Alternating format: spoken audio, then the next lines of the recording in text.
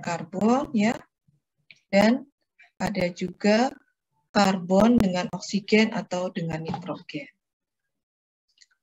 Suara saya bisa terdengar ya? Halo? Bisa, Bu. Bisa, Bu. Oke.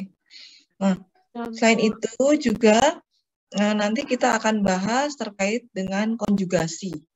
Di konjugasi atau yang kita kenal dengan pergeseran elektron.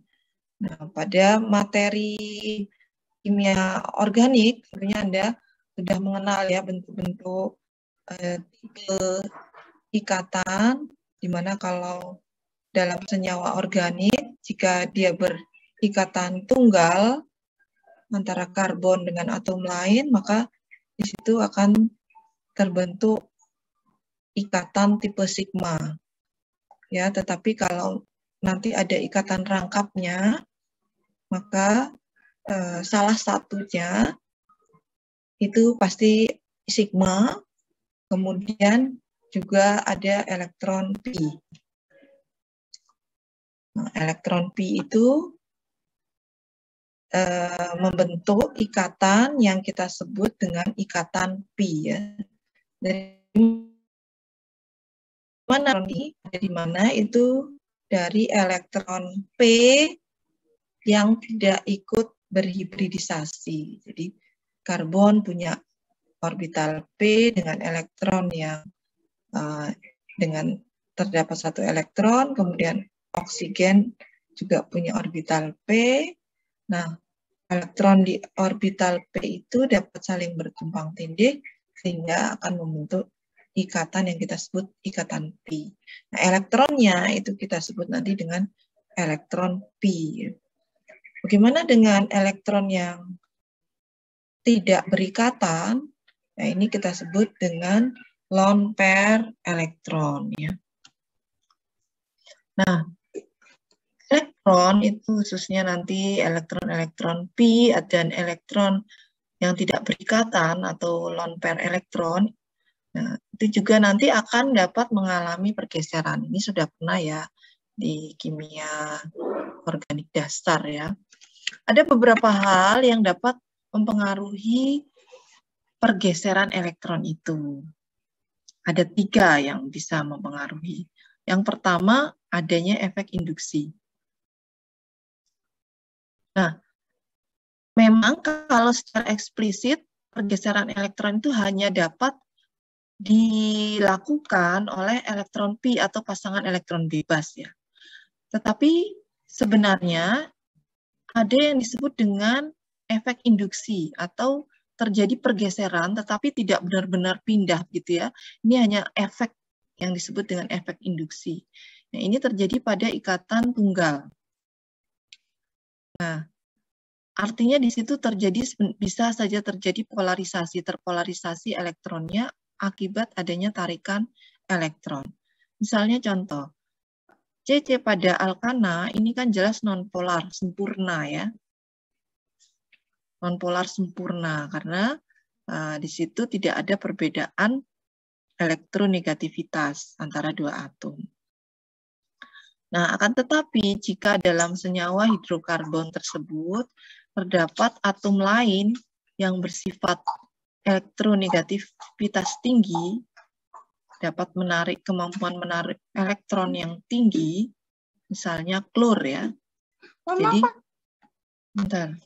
Jadi misalnya dalam senyawa hidrokarbon tersebut terdapat atom lain yang bersifat elektronegatif. Contohnya klor. Klor itu kan kemarin sudah kita bahas termasuk atom yang sangat elektronegatif ya, karena dia berada di sebelah kanan dalam sistem periodik unsur itu.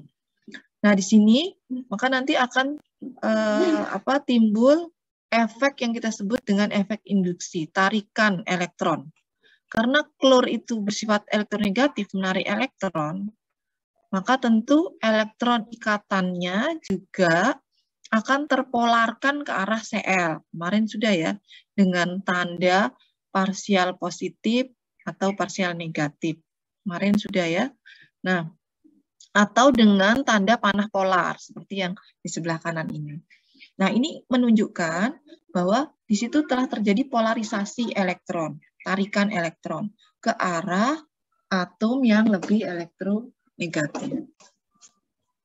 Nah, tentu efek itu pada istilahnya itu ya, polarisasi itu akan semakin tidak apa istilahnya ya, efeknya itu tidak terasa jika atom yang bersifat elektronegatif itu berada semakin jauh dari atom karbon. Nah, misalnya dicontohkan di sini ya. Tentu dampak tarikan elektron oleh Cl itu lebih dirasakan oleh karbon yang paling dekat dengan klor di sini.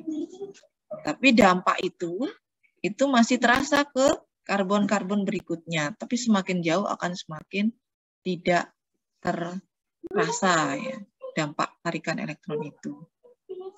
Itu yang disebut dengan efek induksi. Jadi ada efek induksi positif, ada efek induksi negatif. Kalau efek induksi negatif itu karena adanya atom yang elektronegativitas. Nah, sama aja dengan ilustrasinya ya. Misalnya kita tinggal di perumahan yang rumahnya dempet, yang nggak dempet-dempet ya, yang maksudnya berjajar-jajar gitu ya. Misalnya kita memasak sesuatu yang itu bersifat sangat membuat bau yang menyengat, misalnya buat sambal atau goreng ikan asin. Siapa yang paling terdampak, tercium baunya? Itu kan pasti yang paling dekat, ya, tetangga paling dekat. Sehingga tetangga paling dekat ya kalau bisa ya jangan cuma dapat cium baunya ya, tapi juga masakannya. Nah, memang yang paling dekat itu paling terdampak ya. Tapi itu bisa ke sebelah-sebelahnya juga. Nah, semakin jauh tentu semakin tidak terasa. Itu yang disebut dengan efek induksi. Nah, atau rapatan elektron tadi ya. Atau rapatan elektron. Nah, karena adanya tarikan elektron dari atom yang elektronegatif, maka tentu karbon menjadi kekurangan elektron atau disebut dengan istilah tuna elektron. Nah, ini tentu akan memberi pengaruh ke CC berikutnya. Jadinya semakin berkurang gitu ya. Jadi efek ini akan dirasakan oleh yang paling dekat dengan atom yang memberikan efek tadi. Nah, itu yang disebut dengan efek induksi. Jadi kalau Anda mendengar istilah efek induksi, nah itu terjadi karena adanya polarisasi elektron akibat tarikan elektron, baik itu induksi negatif atau induksi positif. Kalau induksi positif yang bagaimana? Itu efek induksi positif itu akan diberikan oleh atom yang bersifat sebagai donor atau menyumbang elektron. Misalnya sebagai contoh tadi Cl ya, Cl kan sifatnya elektronegatif ya. Maka Cl ini akan memberikan induksi negatif pada karbon. Nah, tetapi misalnya nanti karbon itu mengikat gugus alkil misalnya, nah gugus alkil di sini justru akan bersifat sebagai donor elektron, dia memberikan elektronnya. Nah, sehingga karbon menjadi bertambah positif. Ya. Nah, ini yang disebut dengan induksi positif. Nanti dampaknya ini pada sifat keasaman atau kebasaan suatu senyawa organik ya, akibat adanya efek induksi. Contoh ini. Pengaruh imbasan atau induksi ini memang berpengaruh kecil ya, tetapi memang akan berperan, yang tadi yang saya sampaikan, akan berperan dalam peningkatan sifat kebasaan. Jadi nanti akan bertambah basa atau bertambah asamnya suatu senyawa itu dipengaruhi oleh salah satunya faktor imbasan atau induksi, faktor induksi ini. Ini contoh metil ya, metana, kemudian gugus metil di sini ya. Kemudian jika C-nya itu diganti dengan metil, gugus hidrogen diganti dengan metil, kemudian divariasi, H-nya diganti lagi dengan metil. Nah, yang paling kiri ini C semua mengikat metil ya. Jadi tersier ini ya, C tersier, ini metil, metil, metil. Nah, gugus metil merupakan tadi gugus yang memberikan induksi positif. Nah, jadi C-nya ini nanti menjadi semakin positif. Tingkat kebasaannya sehingga menjadi bertambah.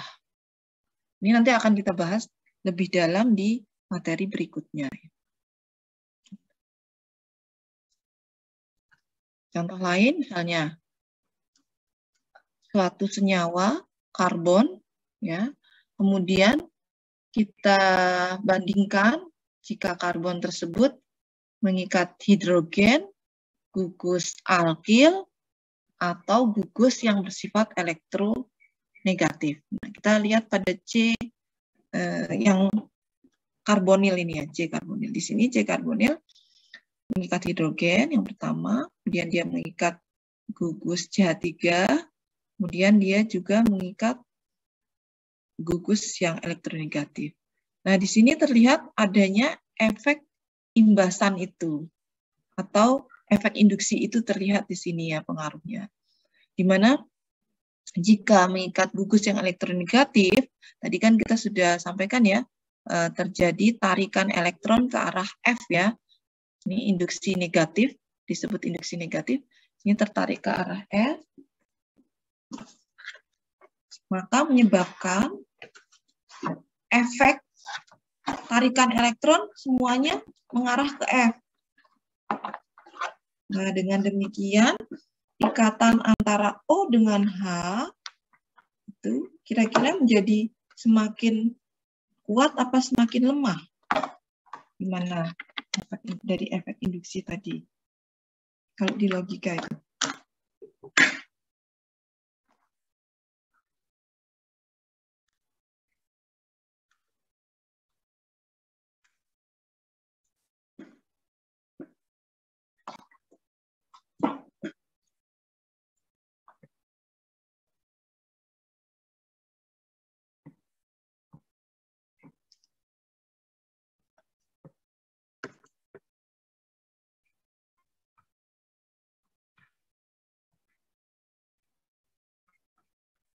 Ini contohnya gini tadi.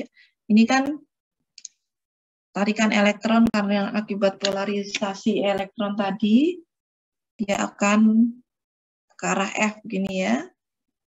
Semuanya otomatis kan terdampak ini. Nah, ini ke arah F semuanya. Nah, sehingga kira-kira ikatan antara O dengan F itu semakin kuat apa semakin lemah? Gimana logikanya?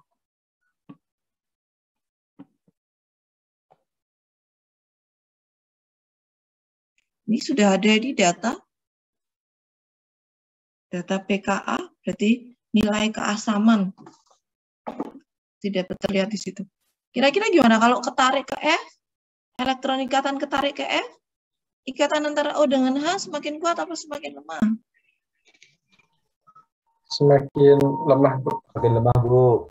Ya, semakin lemah. Otomatis semakin lemah artinya berarti semakin mudah hidrogen itu untuk lepas. Nah, kalau semakin mudah hidrogen itu lepas, maka berarti nanti konsentrasinya di dalam larutan kan akan semakin tinggi ya hidrogennya. Dengan demikian, maka pH larutan akan menjadi semakin asam. Ya enggak? Paham enggak? Paham, Bu. Oke.